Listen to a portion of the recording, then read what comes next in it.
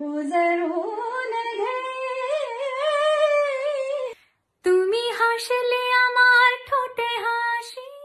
শ্রেয়া ঘোষাল ভারতের অন্যতম প্রতিভাবান ও জনপ্রিয় গায়িকা। শুধু তার সুমধুর কণ্ঠস্বরেই নয়, তার ব্যক্তিগত জীবনেও ভক্তদের মধ্যে বেশ আগ্রহ তৈরি করেছেন, বিশেষ করে তার প্রেম ও বিবাহের গল্প। শ্রেয়া ঘোষাল 2015 সালে তার দীর্ঘদিনের বন্ধু শিলাদিত্য মুখোপাধ্যায়কে বিয়ে করেন।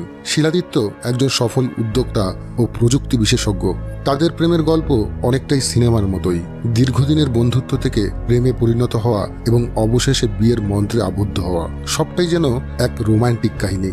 শ্রেয়া শিলাদিত্যের প্রথম দেখা হয়েছিল কলেজের দিনগুলোতে তারা ভালো বন্ধু ছিলেন, একসঙ্গে পড়াশোনা, আড্ডা, বিভিন্ন সাংস্কৃতিক অনুষ্ঠানে যোগদান করতেন।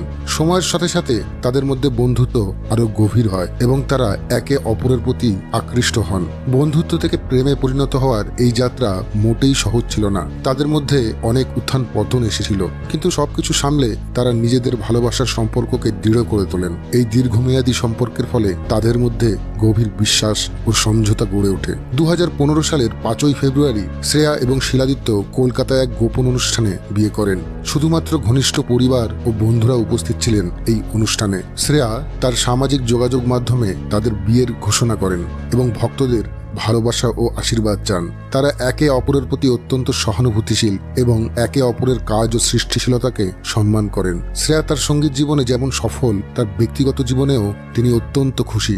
শ্রেয়া ও শিলাদিত্যের প্রেমের গল্প আমাদের সকলের জন্য একটি অনুপ্রেরণা। তাদের গল্প প্রমাণ করে যে প্রকৃত ভালোবাসা সময়ের সাথে সাথে আরও মজবুত হয় এবং একে অপরের প্রতি বিশ্বাস ও সমঝোতার মাধ্যমে সব বাধা পেরিয়ে যাওয়া সম্ভব।